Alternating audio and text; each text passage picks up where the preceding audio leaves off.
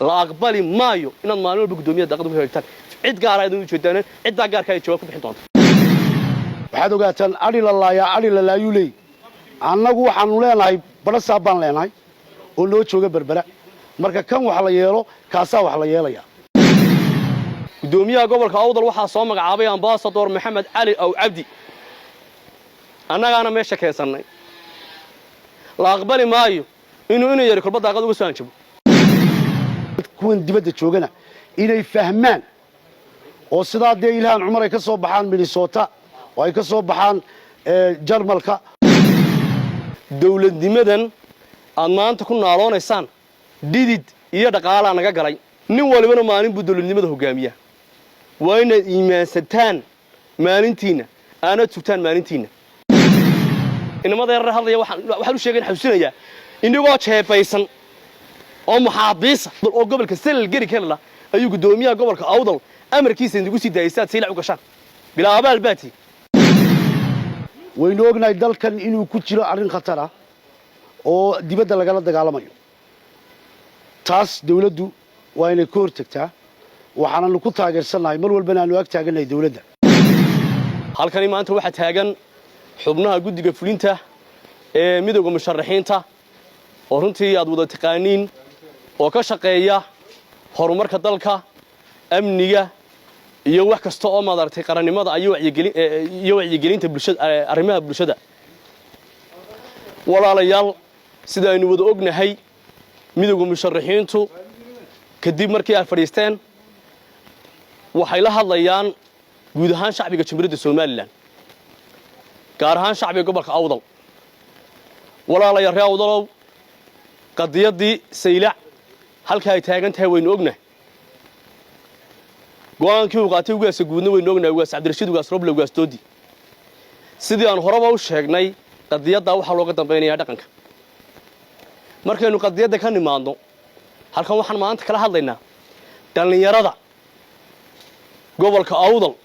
ee fadqalalada ku jirta amba fadqalalada wada amniga qaranka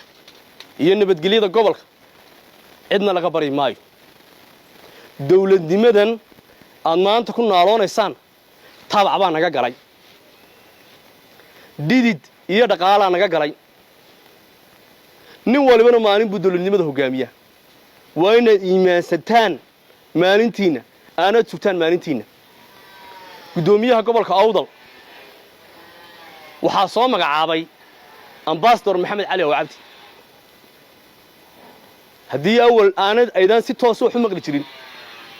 waa inaad dhaga yeelataan indhana yeelataan waxna aragtaan waxna maqashaan ninkii aan maqli jirin oo imka maqal gudoomiyaha gobolka Awdal waxaa soo magacaabay ambassador maxamed cali aw cabdi annagaana meesha keensanay la aqbali maayo inuu yari kulba daaqad uga soo anjabo yari kulba meel istaagu yiraahdo gudoomiyaha gobolka Awdal digreetu ku fadhiya digreeto madaxweyne waana sharci hadaa doonaysaan inaad qaranka iyo dawladnimada ka maamushaan Facebook dalkani haykal dawladnimo leey process iyo nidaam buu leey system dejisan oo fadhiyo leey kala dambeyn iyo sharci baa jira waan ognahay inaad maartay 150 firqo aad isugu jirtaan oo qaybo idinka niga midii ay xaq jir yihiin dawladuna indha quraajilada dhaqdhaqaaqina waa la socda ku yaro kasto oo isku daya inuu arrimaha amniga ka hadlo amba u hanjabo gudoomiyaha gobolka Awdal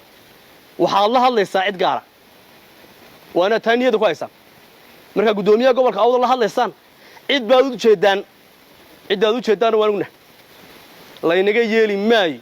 la inaga aqbali maayo la idiga qaadan maayo inaad maalin walba daaqad u istaagtaan gudoomiyaha gobolka Awdal gudoomiyaha gobolka Awdal waa nin ku sutan horumar waa ninka magaalada Boorama iftiimiyay waa ninka xaruntii gobolka dhisaya waxa socda airportkii Boorama waxa socda garoonkii kubadda cagta gobolka Awdal afartiisa daamoodba wadooyin ba ka socda qaranku wuxuu shaqeynayaa muwaadiniintiisa doortay cod ku doortay lana gudoomiyaha gobolka Awdal wuxuu ahaa inamada yarar hadlaya waxaan u sheegay xasuusinaya inagoo jeebaysan oo maxaabiisa ayuu gudoomiyaha gobolka Awdal oo gobolka Sel gari kala ayuu gudoomiyaha gobolka Awdal amarkiisa indigu sii daayay si la u gashaan bilaa abaal baati weelkaad wax ku cunteen baad ku xaaraysaan waananu ognahay ujeedooyinka gaara ay ku duugan inaad guddoomiyaha gobolka awdal maalinba daaqadu istaagtaan waan ognahay anagu waanan idila socnaa dhaqdhaqaaqiina iyo ujeedadiina la aqbali maayo inaad maalin walba guddoomiyaha daaqadu ku hagaagtaan cid gaara ay ujeedaan ciddaa gaarka ay jawaab ku bixin doonto shaqaaqado badan dhibaato badan tacab badan daal badan oo aynu soo galnay muddo dheer oo ay ahayd mid buug siyaasadaysan oo diblomaasiyeysan oo ahaa mid khatar gelinaya jamhuuriyadda Soomaaliland waynu ka gudubnay maanta wax walba waxaynu ognahay oo aynu siinaynaa laastiga in ay dawladdu leedahay awaamirta ugu dambaysa salaadiinta dhaqanka ugaaska dhammaan waxaan halkan hambalyo uga dirayaa dadaalkii ay galeen siyaasiyiinta gobolku iyo dhaqankuba xukuumadduna dee waa la ogyahayo kama yaraysan wax walbana sideedii ayay u dhacaysaa mar horeanu ka hadalnay mar labaad waxaa halkan maantana keenay inaanu ka hadalno homeland security-ga dalka mar walba ku soo noqnoqonaya dhibaatooyin fara badan oo ay ka mid yihiin gurubaysiga ama waxaa la yidhaahdo elements aan lahayn mandate horta mandate-ka ka qaada dawladda markaad rabto inaad urur samayso sababtaa waxaan halkan baag dheer uga diraya homeland security-ga dalka inuu mar walba indhaha ku hayo oo uu eagle eye ama mar walba uu ku hayo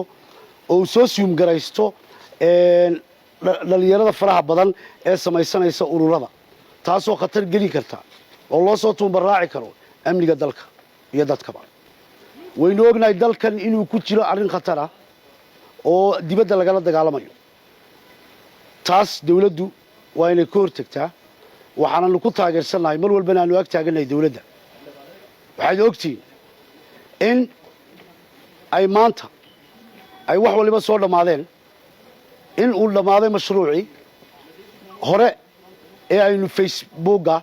iyo wax walba kaga hadlaynay maanta uu soo gebagaboobay waxaad ogaataan baaqna aan u dirayaa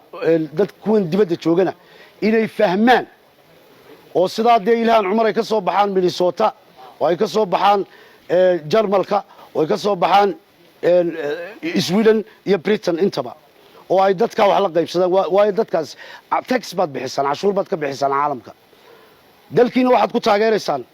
yaanu noqonin arrin ah inay gubayso dalka marnaba waxaan inii sheegayaa mar walbana aan ina xasuusinayaa halkii aad MRI ama CT scan aad uga keeni lahaydeen isbitaalka aad uga keeni lahaydeen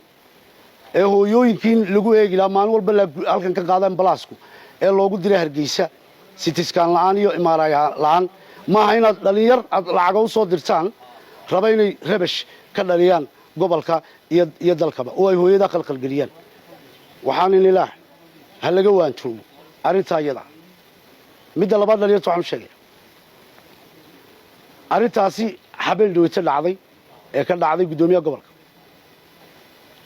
dee waydu wada arkayseen wayna wada maqlayseen wixii dhaaray dhacayay wixii dhacayoo dhan waxaad ogaataan adhi la laayuu leey annagu waxaanu leenahay badhasaab baan leenahay oo noo jooga berbera marka kan wax la yeelo kaasaa wax la yeelaya marka waxa weeye war ha laga waantoomaan inuu odhan lahaa arrimaha noocaas homeland security-gana waxaan odhan lahaa shaqadiina wata wasalaamu calaykum waraxmatullahi